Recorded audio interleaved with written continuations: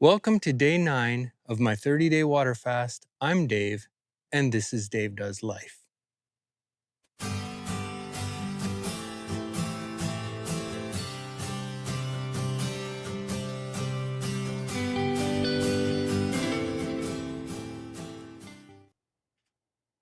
For my daily check-in, I am feeling great. I lost another 1.6 pounds and what was it, half a percentage in body fat. But the absolute best news is my blood pressure, and that's today's subject. 9 days ago, when I started measuring my blood pressure properly, my average reading was, I've got it here, 146 over 87, and my resting heart rate was 91 beats per minute. It's not catastrophic, but it's not nothing either. The last time I was at my doctor, my systolic number was over 160. And my doctor said, this is concerning. I guess my reply was, just give me some time and I'll work on it. So she said, go home, take your blood pressure every day for 2 weeks and send that data to me. So of course I went home and did nothing. And I waited and, wallowed. And so, pardon me, finally, when I started this fast, I started measuring. I'm on day 9 now. And once I get to 14 days, I'll take that data and send it off to the doctor. But this morning, day 9, my reading was 117 over 75 with a resting heart rate of 74. Now, side point, this isn't bragging or anything, and this definitely is not advice. I'm just telling you where I'm at today. This tells me basically that the body's not broken. It's responsive. It tells me that when you remove enough stressors like alcohol, constant insulin spikes, inflammation, poor sleep, your system can calm down really faster than what we're led to believe. I fully expect these numbers to rebound a little bit when I start eating again, and that'll be normal. But that's not going to erase this. This is good news. What I'm learning is that, blood pressure doesn't change in a straight line. But it feels like the body is just exhaling. And today feels like an exhale. So we're going to talk about blood pressure for a little bit here. The first thing I understood is that blood pressure is really not a fixed number.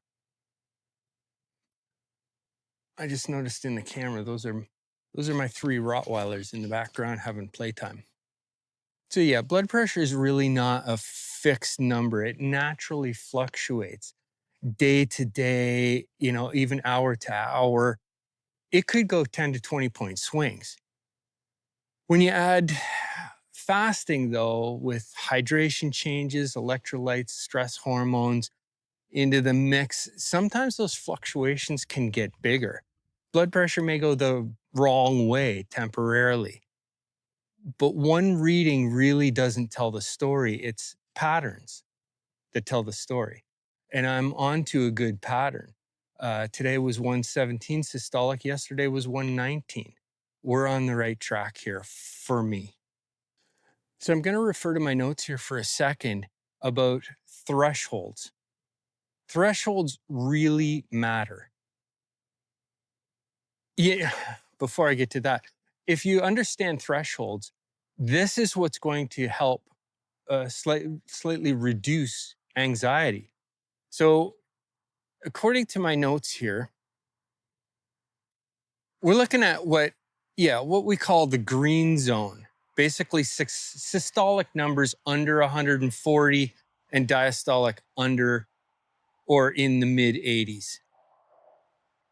Especially if you're feeling okay and your resting heart rate is improving.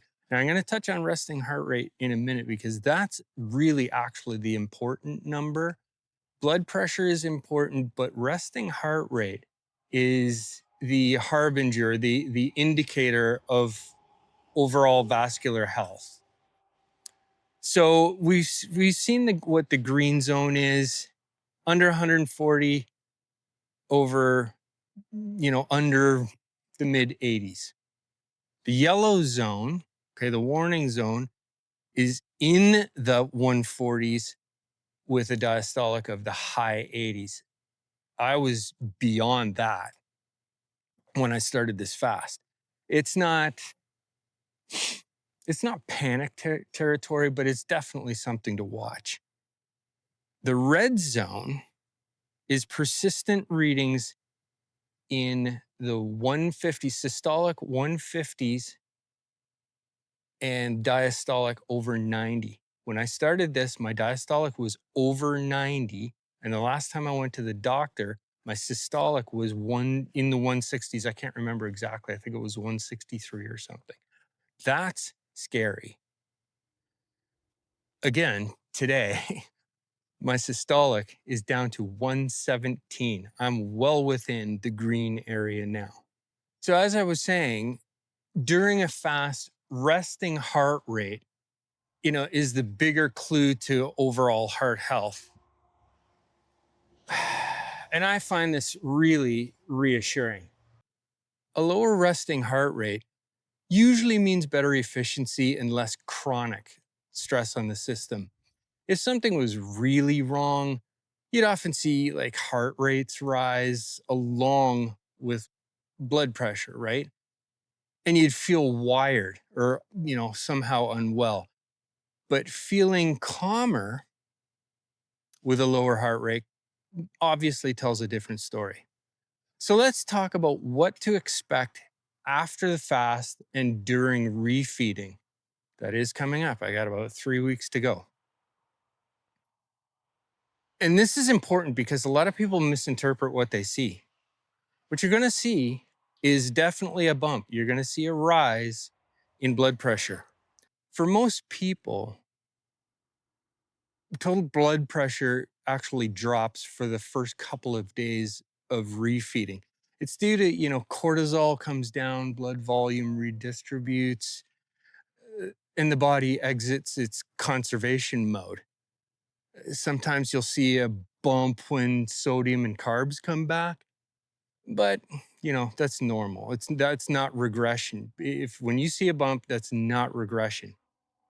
But then over the next several days, everything kind of stabilizes and settles. And that's where you're going to see your long-term blood pressure numbers just like I wouldn't say flatline, but level out. And you'll get a real feel for what it is.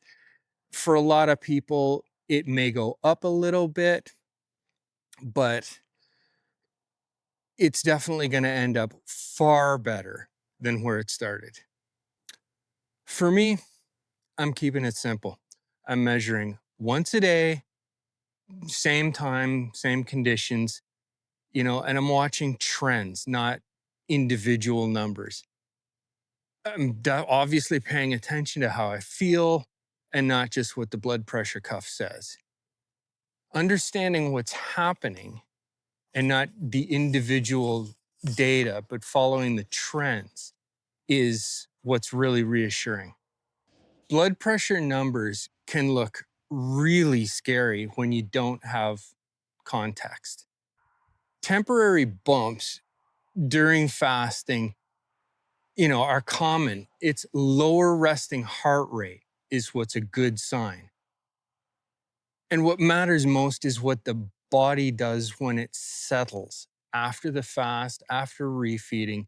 There's your ticket right there. The body doesn't always change quietly, but most of the time it knows exactly what it's doing. So that's where I am today, and I'll see you tomorrow.